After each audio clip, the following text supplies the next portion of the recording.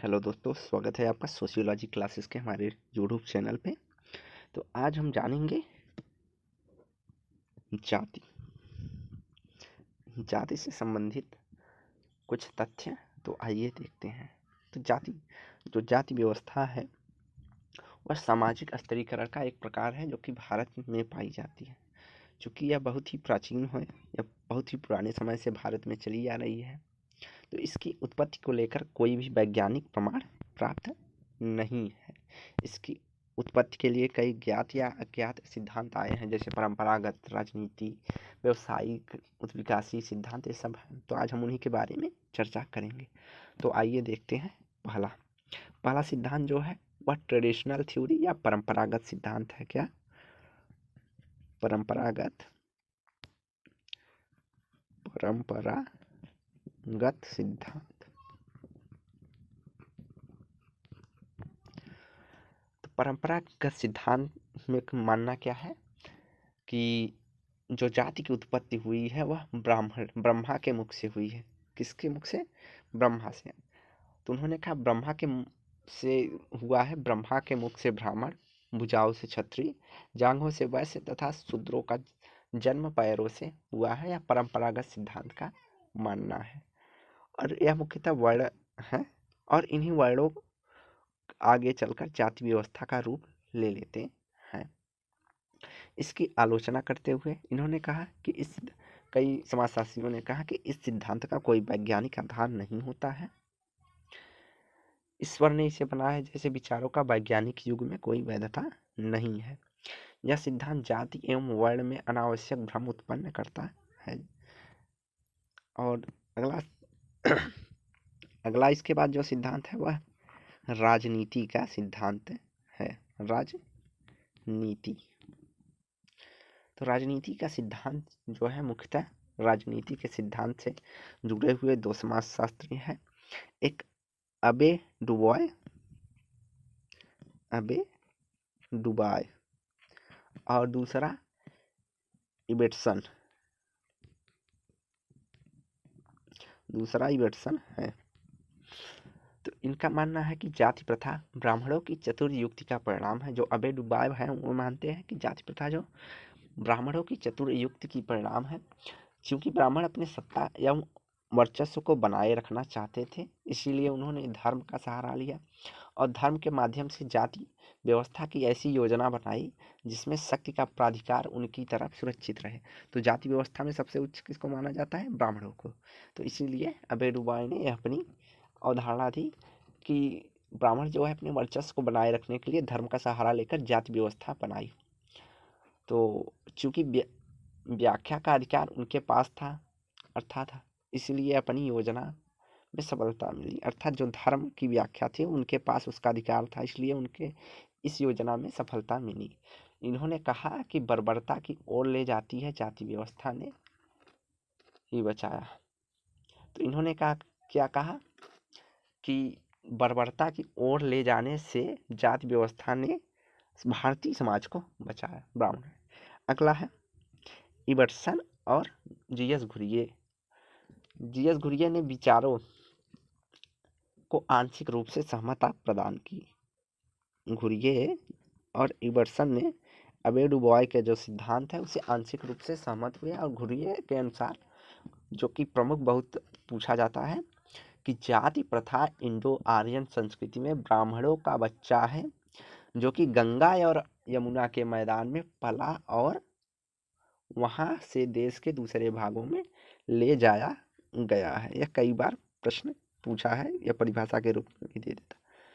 तो यह घुरिये का कथन है कि जाति प्रथा इंडो आर्यन संस्कृति के ब्राह्मणों का बच्चा है जो कि गंगा और जमुना के मैदान में पला है और वहां से दूसरे देश के भागों में विस्तारित हुआ है।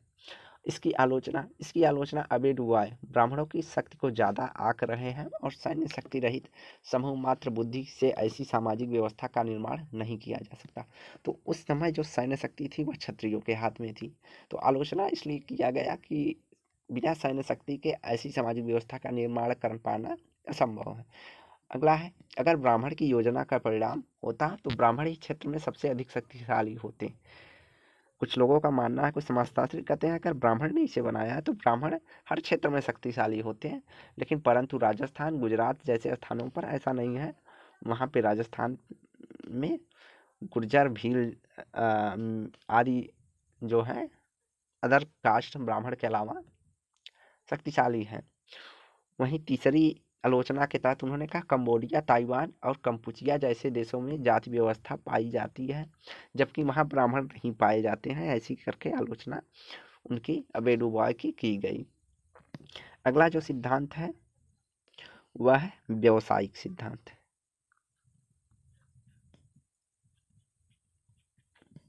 व्यावसायिक सिद्धांत से प्रमुख रूप जुड़ा हुआ नाम किसका आता है? निस्फील्ड का। निस्फील्ड की प्रमुख परिभाषा है, उन्होंने कहा है कि केवल व्यवसाय ही जाति व्यवस्था की उत्पत्ति का प्रमुख कारण है। इनके अनुसार जातियां पेशागत समूह है जो ऐसे पेशों से गहरा संबंध, धर्म, कर्म आदि के आधार पर जाति की उत्पत्ति न होकर पेशों या समविभाजन के अनुसार हुआ है। उन्होंने कहा जो व्यक्ति जैसा कार्य कर रहा है या जैसा व्यवसाय कर रहा था उसे उसी हिसाब से जाति व्यवस्था में बांट दिया गया। सामाजिक आदर्शों के अनुसार चूंकि व्यवसाय स्तरित है, इसलिए व्यवसायिक समूह होने के कारण जातियां में स्तरण पाया जाता है। और इनकी आलोचना करते हुए कई समाजशास्त्रियों ने कहा कि भारत में लगभग 65% जनसंख्या कृषि व्यवस्था से जुड़ी है। ऐसे में कृषकों की एक अलग जाति होनी चाहिए थी। और दूसरा कि पूरे विश्व में व्यवसायों का स्तरण है, फिर अन्य समाजों में जाति व्यवस्था क्यों नहीं उत्पत्ति हुई, इस बात को लेकर निस्फील्ड की आलोचना हुई। अगला सिद्धांत जो है वह है उद्विकासीय का सिद्धांत। उद्विकासीय सिद्धांत। तो उद्विकासीय सिद्धांत के प्रमुख जो है डेंजिल इबर्सन।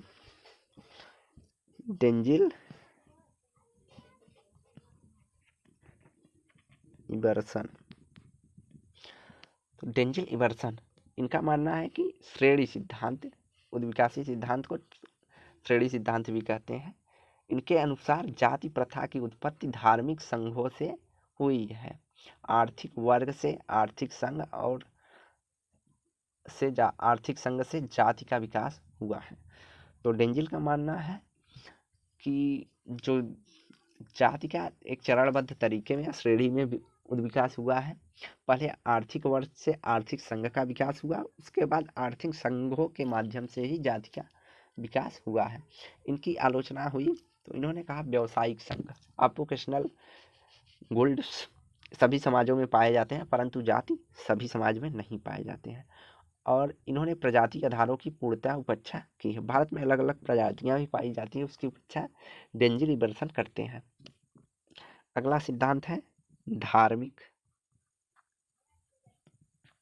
सिद्धांत। धार्मिक सिद्धांत जो धार्मिक सिद्धांत है इसके प्रमुख प्रतिपादक ओकार्ट एवं सेनार्ट हैं। ओकार्ट एवं सेनार्ट।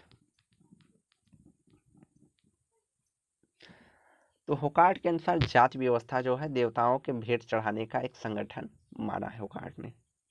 इन्होंने कहा भारत में धर्म या देवी देवताओं का अत्यधिक महत्व था, इसलिए देवताओं को भेंट जैसे फूल माली, मंत्र ब्राह्मण, शूद्र वस्त्र धोबी, जल कुम्हार, बलि कसाई ये सब संबंधित हैं, जो कि धार्मिक रूप से संबंधित अपने क्रियाकलापों के कारण जातियां बन गई, ऐसा होकार्ट का मानना था।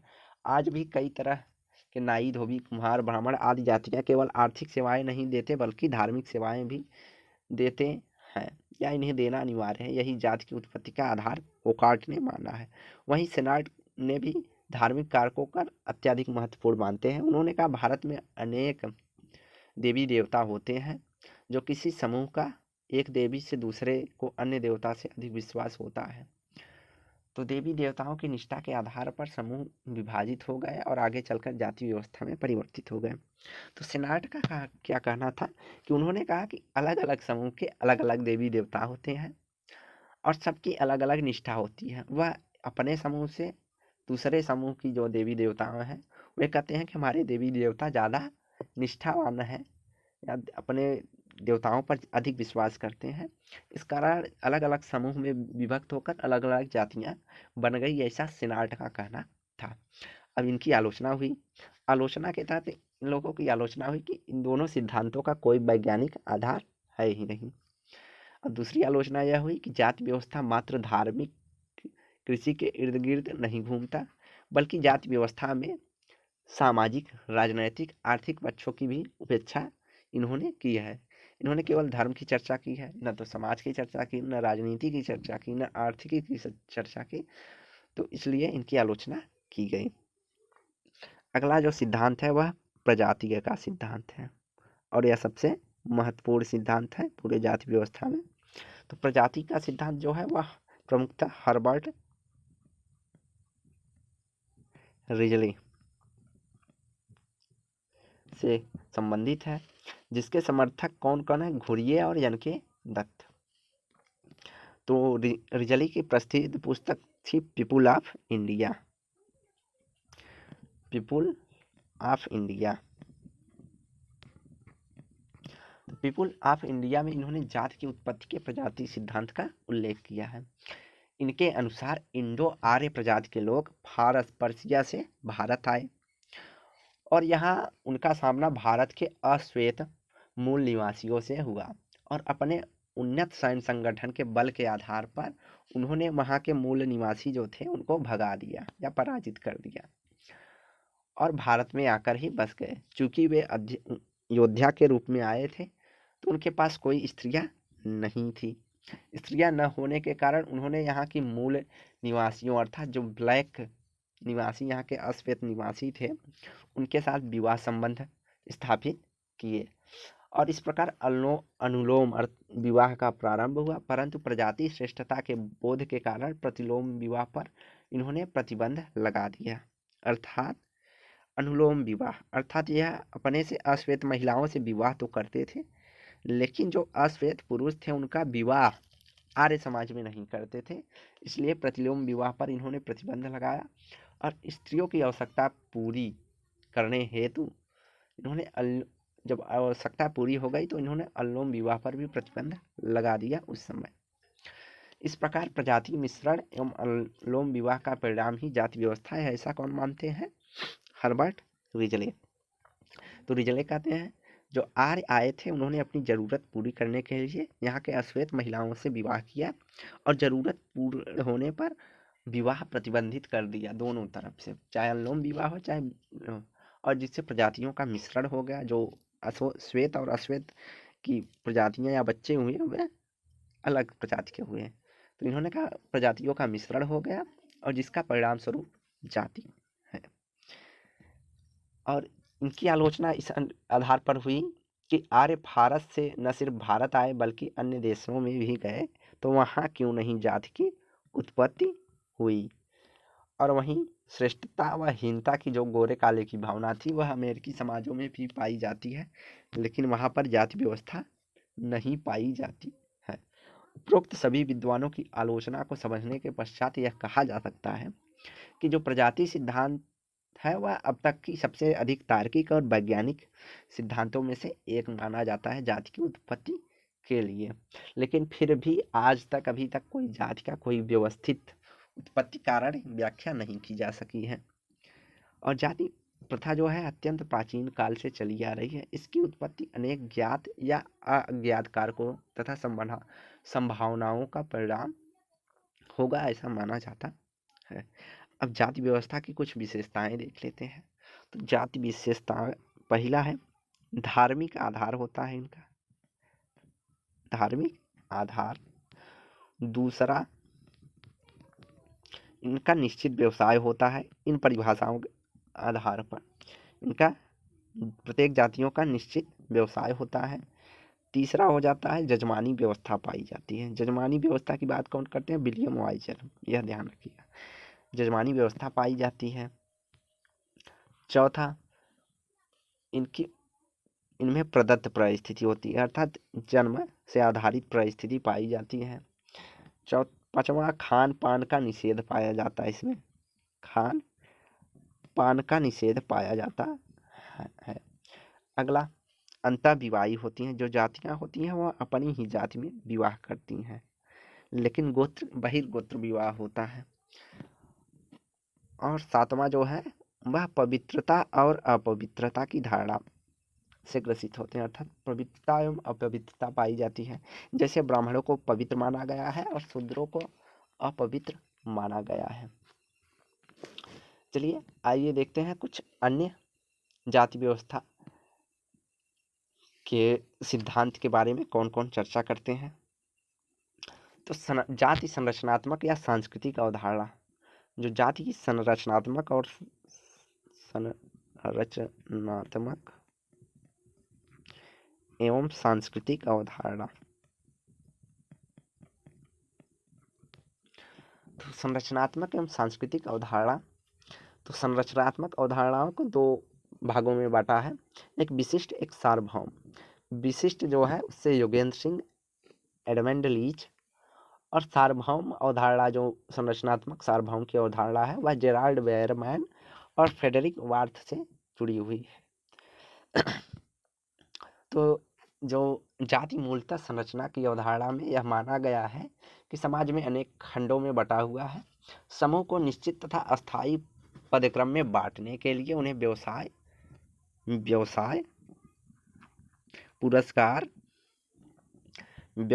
पुरस्कार एवं शक्ति के आधार पर, योग्यता एवं शक्ति के आधार पर उन्हें उच्च एवं निम्न स्तरों पर बांटा गया है। यह संरचनात्मक सिद्धांत का मानना है। योगेंद्र सिंह तथा एडमंड लीच ने संरचनात्मक विशिष्ट अवधारणा मानते हैं इसे। इनके अनुसार जाति व्यवस्था जैसी संरचना सिर्फ भारत में ही पाई जाती है। यह अवधारणा मानते हैं कि जाति व्यवस्था जैसी संरचना अन्य समाजों में और दूसरी अवधारणा जो है जाति सार्वभौम, संरचनात्मक सार्वभौम की अवधारणा है। उसका मानना है कि जो जाति व्यवस्था है वह अन्य समाजों में भी पाई जाती है, जिसके इनके अनुसार अमेरिका में गोरे काले भी जाति व्यवस्था जैसे हैं, मात्र इन्हें जाति नहीं प्रजाति भी कहा जाता है। संरचनात्मक सांस्कृतिक दृष्टिकोण, अगला सांस्कृतिक दृष्टिकोण। सांस्कृतिक दृष्टिकोण को विशिष्ट के अंतर्गत लुईस ड्यूमा, जिन्होंने केवल यह माना है कि भारत ही में ही जाति पाई जाती है, और सार्वभौम में मैक्स वेबर और घुरिये आते हैं। तो आइए देखते हैं। तो इस दृष्टिकोण के समर्थन में जाति व्यवस्था या जाति प्रथा मूलतः सांस्कृतिक अवधारणा है, जिसकी विभिन्नता में वस्तुएं पाई जाती हैं, जैसे शुद्धता एवं अशुद्धता, पवित्रता एवं अपवित्रता की धारणा अत्यंत महत्वपूर्ण है। ल्यूस टूमा का कहना है व्यवसाय, भोजन, वस्त्र, आभूषण, आवास जैसी सभी महत्वपूर्ण वस्तुएं शुद्ध और अशुद्ध में विभाजित है। इन्हीं विचारों पर आधार पर विभिन्न समूहों को स्तर में विभाजित किया गया है, ऐसा लुईस ड्यूमा का कहना है। तो लुईस ड्यूमा कहते हैं कि जो जाति व्यवस्था की संस्कृति अवधारणा है, उन्होंने कहा कि संस्कृति के माध्यम से जाति व्यवस्था अलग है। संस्कृति जो शुद्ध संस्कृति को मानते हैं, शुद्ध एवं अशुद्धता के रूप में विभाजित है, पवित्र एवं अपवित्रता के रूप में। यहाँ तक कि उन्होंने कहा खान पीन, व्यवसाय, वस्त्र, आभूषण, आवास, ये जो है पहले जाति व्यवस्था में पाई जाती है कि निम्न जाति के जो लोग थे वे उच्च जाति वाले लोगों का व्यवसाय नहीं करते, अर्थात व्यवसाय में भी प्रतिबंधता पाई जाती थी, ऐसा लुईस ड्यूमा का मानना है। वहीं मैक्स वेबर ने सांस्कृतिक सार्वभौमिक अवधारणा का प्रतिपादन किया। उन्होंने कहा है कि जाति एक विकसित परिस्थिति समूह है और यह पश्चिमी समाजों में भी पाई जाती है। तो किसने जाति को एक विकसित परिस्थिति समूह माना है? तो यह प्रमुख है जो कि परीक्षा में पूछा जाता है। जाति को विकसित परिस्थिति समूह के रूप में मैक्स वेबर देखते हैं, और यह कहते हैं पश्चिमी समाजों में भी जाति व्यवस्थाएं पाई जाती हैं। जीवन शैली ही जाति प्रथा का स्तर का एक आधार है। तो जाति जीवन शैली को इन्होंने जाति व्यवस्था को अलग अलग करने का आधार है। उन्होंने कहा कि जो जैसी जीवन शैली जीता है उसे उसी हिसाब से जाति व्यवस्था के रूप में विभाजित किया गया है। सांस्कृतिक दृष्टिकोण के अन्य समर्थकों के अंतर्गत एम.एन. श्रीनिवास, आंद्रे बेतई, माइकिल मैरियट आदि थे। तो जाति व्यवस्था की सिद्धांत की अवधारणा यहीं पे समाप्त होती है। वीडियो देखने के लिए धन्यवाद। चैनल को लाइक, शेयर एंड सब्सक्राइब करें, और कल इसी तरह ही छोटे से हम अन्य कुछ महत्वपूर्ण फैक्ट को देखेंगे। तो धन्यवाद।